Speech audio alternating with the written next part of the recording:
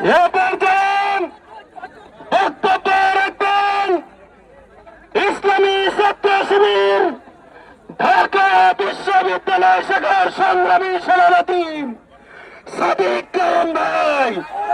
বক্তব্য রাখবেন সাদিক মোহাম্মদ কায়েম ভাই।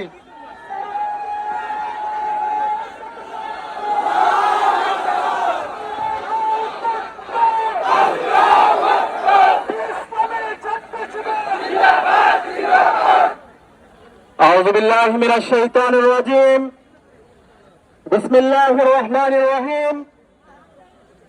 বাংলাদেশ ইসলামী ছাত্র শিবির কর্তৃক আয়োজিত আজকের এই সমাবেশে উপস্থিত সংগ্রামী ছাত্র জনতা, আসসালামু আলাইকুম ওয়া রাহমাতুল্লাহ।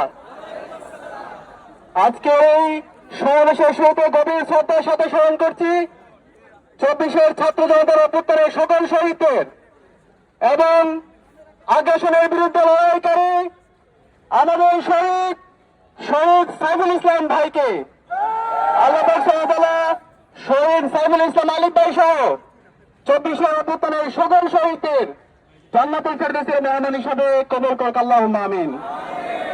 প্রিয় সংগ্রামী ছাত্র জনতা, আমাদের ধ্রুব লড়াই শাপলা এবং শাহবাগের বিরুদ্ধে নয়, আমাদের ধ্রুব লড়াই প্রলেতারিয়েত এবং বুর্জোয়ার বিরুদ্ধে নয়, আমাদের ধ্রুব লড়াই বাঙালি এবং বাংলাদেশিদের বিরুদ্ধে নয়, আমাদের ধ্রুব লড়াই উগ্র হিন্দুত্ববাদীদের বিরুদ্ধে। উগ্র হিন্দুত্ববাদীদের বিরুদ্ধে লড়াই করতে গিয়ে আমাদের যোদ্ধা ছিলেন শাহজালাল রহমতুল্লাহ আলাই। উগ্র হিন্দুত্ববাদীদের বিরুদ্ধে লড়াই করতে গিয়ে আমাদের যোদ্ধা ছিলেন শাহ ফেরদৌস রহমতুল্লাহ আলাই। উগ্র হিন্দুত্ববাদীদের বিরুদ্ধে লড়াই করতে গিয়ে আমাদের উগ্র যোদ্ধা ছিলেন হাজী মোহাম্মদ শরীয়তুল্লাহ।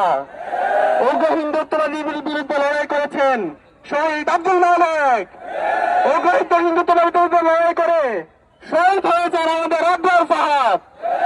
উগ্র হিন্দুত্ববাদীদের বিরুদ্ধে লড়াই করতে গিয়ে সর্বশেষ শহীদ হয়েছেন আমাদের শহীদ সাইফুল ইসলাম আলিফ ভাই। সুতরাং আমরা হুঁশিয়ার করতে চাই, যারা এই দেশে বসে সাম্প্রদায়িক সম্প্রীতি বিনষ্ট করার জন্য চেষ্টা করছে, আমাদের মধ্যে যে মেলবন্ধন আছে সেই মেলবন্ধনকে নষ্ট করার জন্য চক্রান্ত করছে, আমরা তাদের বিরুদ্ধে লড়াই চালিয়ে যাবো ইনশাআল্লাহ। প্রিয় সংগ্রামী ছাত্র জনতা, এই উগ্র হিন্দুত্ববাদীদের যারা দূষণ আসে, আমি অন্তর্বর্তীকালীন সরকারকে অনুরোধ করব তাদেরকে যেন দ্রুত সময়ের মধ্যে নিষিদ্ধ করা হয়।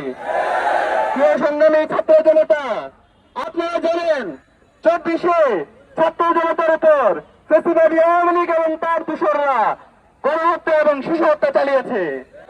কিন্তু দুর্ভাগ্যের বিষয়, আজকে 3 মাস পরেও আমাদের গণহত্যা এবং শিশু হত্যার বিচারের জন্য রাস্তায় নামতে হচ্ছে। অন্তর্বর্তীকালীন সরকারে বলতে চাই, আপনারা এখানে ভোগ বিলাসের জন্য আপনাদেরকে আমরা ক্ষমতায় বসাইনি। শহীদদের রক্তের উপর দাঁড়িয়ে আজকে আপনারা সরকার পরিচালনা করছেন।